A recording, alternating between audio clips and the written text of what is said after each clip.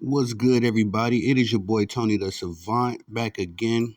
Hope you're having a good to great day. Good morning, good afternoon, good evening, depending on when you're pulling up to the video. Do my plugs real quick. Shout out to the Legacy Over Money Sports, my network. Shout out to the Legacy Over Money Sports Network. Also, tune into the One of One Sports Show, my new sports show that I'll be airing every Monday through Friday at 8 a.m. through 10 a.m. We're going to dive into some of the topics that we usually talk about, but get in a little bit more detail and also have some special guests up on the show.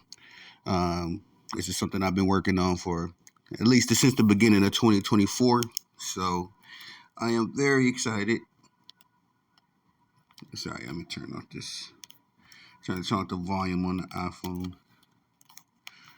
I'm very excited to bring you all this show, as it's going to give me a chance. Okay, I thought I turned off the volume on my phone. Anyway, it's going to give me a chance to dive a little deeper into some of the topic matters that we bring up on this show. So very excited. So make sure y'all check out those plugs. But anyway, let's get right into this video. Sorry for the distractions. We're talking about the Green Bay Packers and Dallas Cowboys matchup last night. NFC rivalry, more so in the playoffs. As a Green Bay Packers fan, I have to admit the victory last night that my team was able to secure was a bit of a shocker for me personally. All right.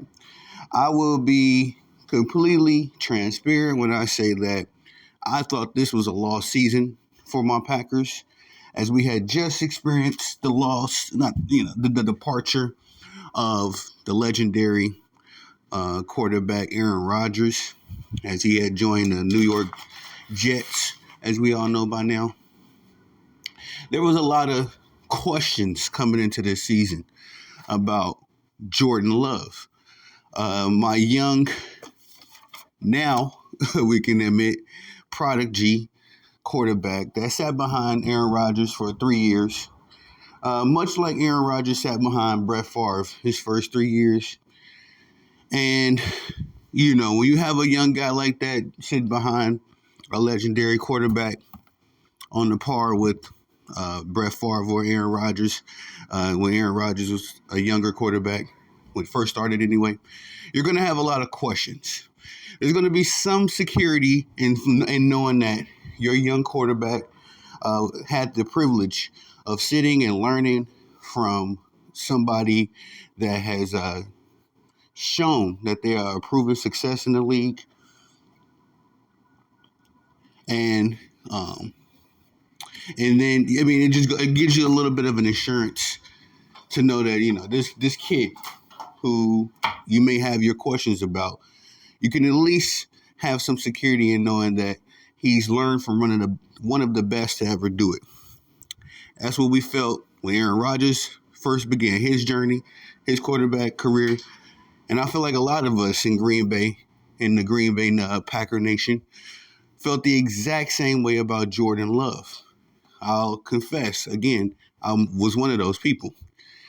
But throughout this season, Jordan Love has had some big games. And I'm gonna name one game for me personally that I watched from the beginning to the end.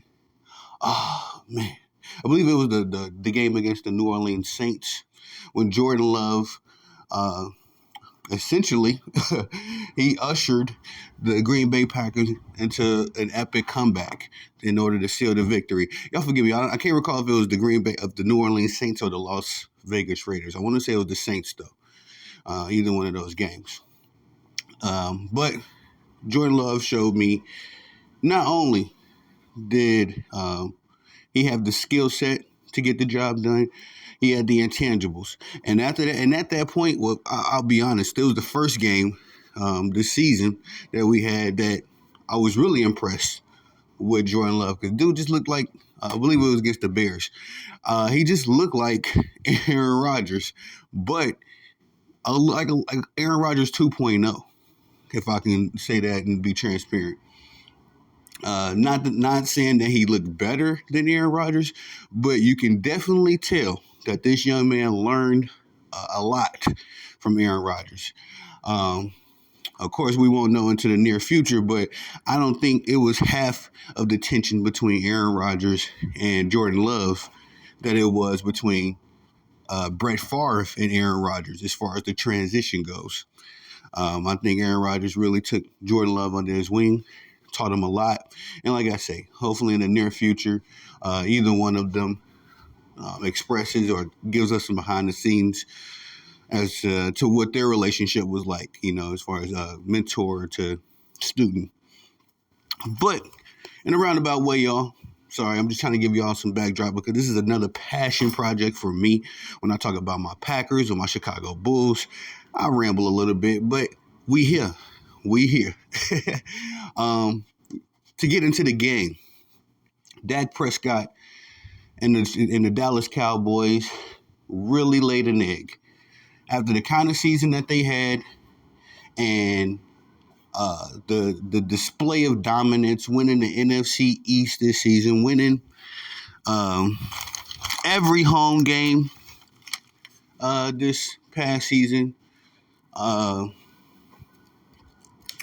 having 9 Pro Bowlers on offense and defense on the roster, Dak Prescott leading and receiving touchdowns.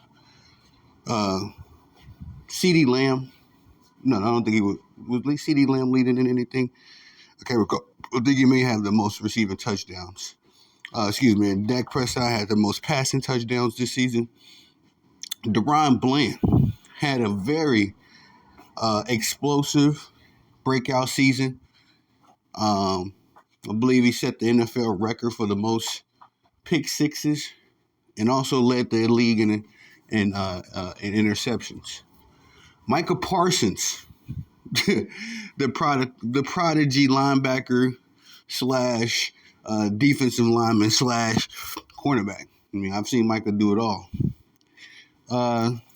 He was pretty good this season.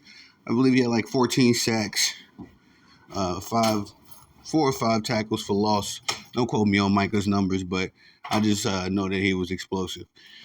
This particular team that I am heaping all of this praise on was a team that I bought the stock on. You know what I mean? I was a Dallas Cowboys believer. Now, this particular season, they didn't really defeat a lot of formidable opponents, I will say. But they won a couple big games. They defended home turf. You can argue the best home team this particular season. Just a lot of, I'm going to say this. They showed me a lot this season. But I will be honest. I am one of those people that have watched the Dallas Cowboys over the years, just as a general football fan. And I gotta say, I was not excited about what the Dallas Cowboys was going to do in the playoffs. Let's be honest. They got a long history now, very storied history in the playoffs of how the Dallas Cowboys just seem to disappear.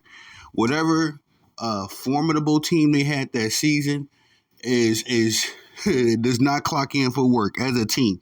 Whatever star players they had that season just seemed to be non-existent. Now, Michael Parsons was able to secure himself a couple of holding calls. As that had been an ongoing issue for the Dallas Cowboys defense. Teams' offenses were taking advantage of the referees not giving Michael Parsons or just not seeing those particular calls, the holding calls. But I honestly felt like after Michael Parsons got that first holding call, and I can't exactly recall when it happened, I feel like the Dallas Cowboys as a team, or maybe so as a nation, the fan base, kind of took that as a sigh of relief. Kind of took that as that was the win of the game. You know what I mean? Like, everybody was watching for that. When Micah got the call, everybody was happy for him. And then it just seemed like the Dallas Cowboys, that's the only thing that they played for in this particular game. Um, Sad to see. Number 2 seed in the NFC, again, just dominant on all fronts. Number 1 offense this season.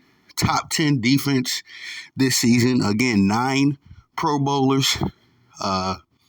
Everybody was doing their thing, Tony Pollard, who was more of a finesse back to me, who was more of a complimentary back to the power and the skill set of Ezekiel Elliott. He was decent this season. He was good enough for the Dallas Cowboys to be able to get the job done with his efforts. But overall, just laid an egg.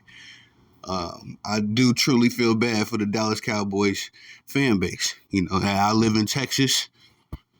I've watched these dudes go through it. Talking about the Dallas Cowboys fans. They are such a loyal and dedicated fan base that I knew, and I'll say this, I assumed that the Dallas Cowboys would have won a Super Bowl by now. I've been living in Texas for 10 years, and like I said, I'll be actually a little longer than that, 12 years. I would have expected the Dallas Cowboys to have won a Super Bowl by this time, especially given the rosters that I've seen them have, the games I've seen them play. I've been to a few Dallas Cowboys games myself. And every time, man, it's the same movie with the Dallas Cowboys. Whether they have a good team, the crazy part about the Cowboys is that they always have a good team. They're never like, they're very rarely, I'm trying to think of a team now, because everybody's been stepping up their game these past few seasons. But they're never like the New York Giants of the NFL, where you just know week in and week out, you expecting teams to put a hurting on them. They're never like the Arizona Cardinals. The Dallas Cowboys always have a good team on paper, and definitely a good team when you actually see them play. It's mind-boggling, to me personally, how this team is always one and done or embarrassed out of the playoffs or just something, always something goes wrong for these dudes. Apparently now there's a 30-year drought on the last time the Cowboys made an NFC championship game. The Dallas Cowboys fans ain't even looking for Super Bowl show appearances no more. These Cowboys, as a franchise, has not even shown up in the NFC conference game. And I'm gonna get into my reasons why. You know what I mean? There's a particular gentleman I'm not bringing up in this video, and that's because I'm gonna save my words for him in another video. But nonetheless, I feel bad for Dallas Cowboys Nation. It's bittersweet because every time the Cowboys lose like this, it happens to be to my Green Bay Packers. I am positively sure that Aaron Rodgers owns some kind of ownership in the Dallas Cowboys organization. And whatever ownership he had, whatever interests he had, he transferred that right over to Jordan Love. It makes me think of what I was saying in my Jordan Love video. I'm going to repost that on the Facebook, man. Y'all check that out if you get some time. But all in all, like I say, bittersweet as a football fan, as I do support the Dallas Cowboys. But I love my Green Bay Packers, so I'm excited to see us move on to the next round. I'll be honest, I'd much rather have seen the Dallas Cowboys go up against the San Francisco 49ers. We'll get that rematch from, I think it was like a week. I can't recall when the 49ers and the Cowboys faced off this season, but I do remember Kerry Kittles. What's the tight end? Kittles. His name escaped me. George Kittles, I think it is. I remember him breaking out that T-shirt, and I thought that was fire. And I expected at that time, the Dallas Cowboys to make the playoffs and get back from off the San Francisco 49ers at some point in these playoffs, these very playoffs that we are watching now. These very playoffs that the Dallas Cowboys have been bounced out of, been one and done again. Well, it's your boy Tony the Savant. That's all I got for y'all on this one. Please like, subscribe, comment, hit the notification bell so you can be notified when I'm dropping content on the channel. Thank y'all for the love and support, man. You know my slogan, y'all the bosses. I'm the guy that loves to work. Let me get back to work. Peace.